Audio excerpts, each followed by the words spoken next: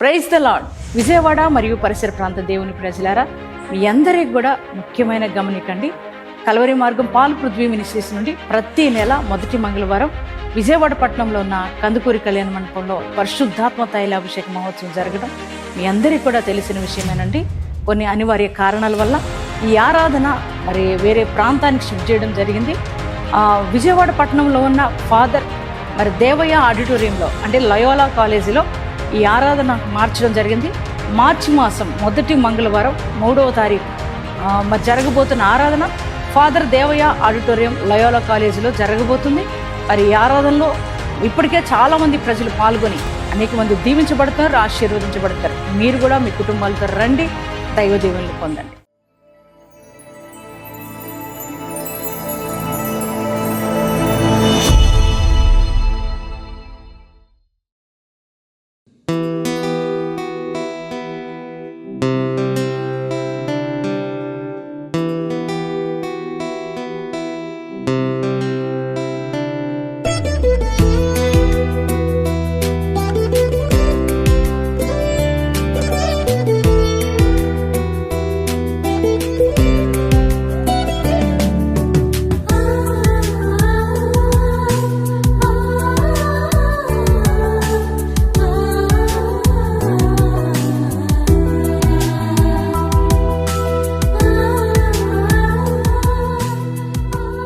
Praise the lord.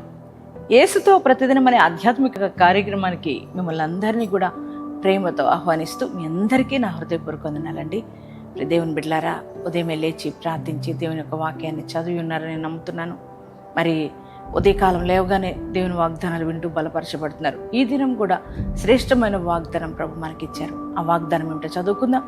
యెషయా గ్రంథము 43వ అధ్యాయము 2వ వచనం 2వ భాగాన్ని చదువుకుందాం.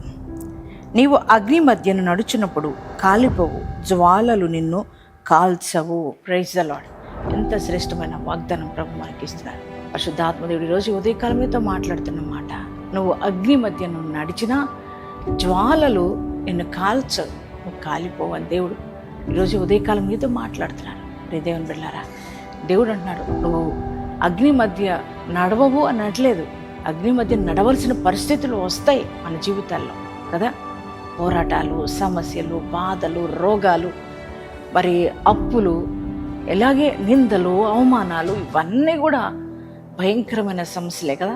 అగ్ని వంటి సమస్యలు కొంతమందికి అయితే, అగ్ని వంటి పరీక్షలు కొంతమంది జీవితాల్లో. దేవుని బిడ్డలారా, మరి మీ జీవితంలో కూడా ఇలాంటి పోరాటాలు ఉన్నాయా? అనేక సమస్యల మధ్య అల్లాడిపోతున్నారా? మరి అగ్ని జ్వాలల వంటి సమస్యలు, మరి ఒకవేళ అమ్మో ఈ యొక్క సమస్యల్లో నేను కాలిపోతానేమో, నా పరిస్థితి మరి భయంకరంగా మారిపోయింది, నా పరిస్థితి ఏంటి, నా జీవితం ఏంటి, మరి ఇవన్నీ నేను దాటుకుని నేను వెళ్ళలేనేమో అని ఒకవేళ భయపడుతున్నారా? మీరు భయపడొద్దండి.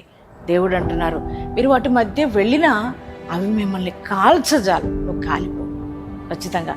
ఎందుకనంటే ఆ పైభాగంలో ప్రభు అంటారు, నేను నీకు తోడుగా ఉన్నా.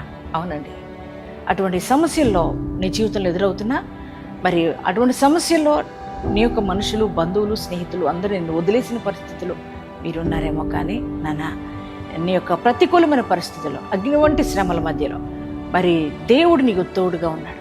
ఆయన నీకు తోడుగా ఉండగా ఏ అగ్ని వంటి సమస్య నిన్నేమీ చేయలేదు, నువ్వు కాలిపోవు. దేవుడిని అన్నిటి నుంచి విడిపిస్తాడు కదా. షడ్రకు, మెషకు, అబేద్నెగోలు వారి జీవితంలో మరి ప్రతికూలమైన పరిస్థితులు ఎదురయ్యి అగ్ని గుండంలోకి వెళ్ళవలసిన పరిస్థితులు వచ్చాయి. దేవుడు అగ్నిగుండంలోకి వెళ్లకుండా ఆపొచ్చు, కానీ ఆపలేదు ఆయన. కానీ మరి అగ్ని వంటి పరిస్థితుల్లోకి వెళ్ళినా, అగ్నిగుండంలోకి వెళ్ళినా అగ్ని వాసన కూడా వారికి అంటలేదు. కారణం ఏంటో తెలుసా? వారికి దేవుడు తోడున్నాడు. ఆ సమస్యలోంచి, అగ్ని బంధకాల్లోంచి దేవుడు వారిని విడిపించాడు. దేవుని బిడ్డలారా, అదే దేవుడు ఈ ఉదయకాలం నీతో మాట్లాడుతున్నాను. నీకు అగ్ని వంటి ఆ సమస్యల నుంచి నేను విడిపిస్తానన్నాడు.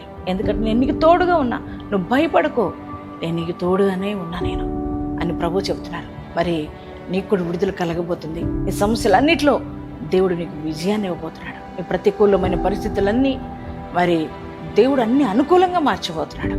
అన్ని విషయాల్లో, వ్యక్తిగతంగా, కుటుంబ పరంగా, ఆర్థికంగా, ఆత్మికంగా, మరి అలాగే వ్యాపార పరంగా, చేతి పని, అన్ని రకాల దేవుడు మరి వస్తున్న ప్రతి సమస్య నుంచి నీకు విడుదలిచ్చి ఆయనకి తోడుగా ఉండి అన్నిట్లో విజయాన్ని ఇచ్చి ముందుకు నడిపించబోతున్నారు కనుక ధైర్యం తెచ్చుకో, కృంగిపోవద్దు. ఈ వాగ్దానాన్ని మరి పట్టుకోండి. ఈ వాగ్దానం ఎత్తుపట్టి ప్రార్థించండి. ఎంతమంది ఈ వాగ్దానం రిసీవ్ చేసుకున్నారు? మీ అందరి జీవితాల్లో ఈ వాగ్దానం నెరవేర్చబడును గాక. ప్రార్థన చేసుకుందామండి. Thank you father. పరిశుద్ధుర మహోన్నతుడా నీకు వందనాలు, స్తోత్రం. ఈ ఉదయకాలం ప్రభా నాతో మీరు మాట్లాడుతూ వచ్చిన మాటలను బట్టి నీకు వందనాలు. శ్రేష్టమైన వాగ్దానం మీరు మాకు ఇచ్చారు. ఈ వాగ్దానం ఎంతమంది బిడ్డలు రిసీవ్ చేసుకున్నారు వారందరి జీవితాల్లో ఈ వాగ్దానం నెరవేర్చమని ప్రార్థిస్తున్నాం ప్రభా. అయ్యా, అగ్ని వంటి సమస్యల మధ్యలో అల్లాడిపోతున్నారేమో ప్రజలయ్యా. అయ్యా, అప్పు బాధలు ఒకవైపు, అనారోగ్యాలు ఒకవైపు, అయ్యా నిందలు, బాధలు, శోధన, వేదన, అయ్యా అవమానాలు ప్రభా, అయ్యా కోర్టు కేసులు, భూ వివాదాలు, ఇవన్నిటి మధ్యలో అగ్ని వంటి సమస్యల మధ్యలో అల్లాడిపోతున్నారేమో ప్రభా. మీరు చెప్పారు వారి వాటి మధ్య నువ్వు వెళ్ళినా ఆ యొక్క జ్వాల నేను కాల్చజాలు ఉన్నావు కదయ్యా. అవునయ్యా. అయ్యా నా తండ్రి, ఎందుకంటే మీరు మాకు తోడుగా ఉన్నారని చెప్పారు. ఆయన నీ బిడ్డలందరినీ మీరు దర్శించండి.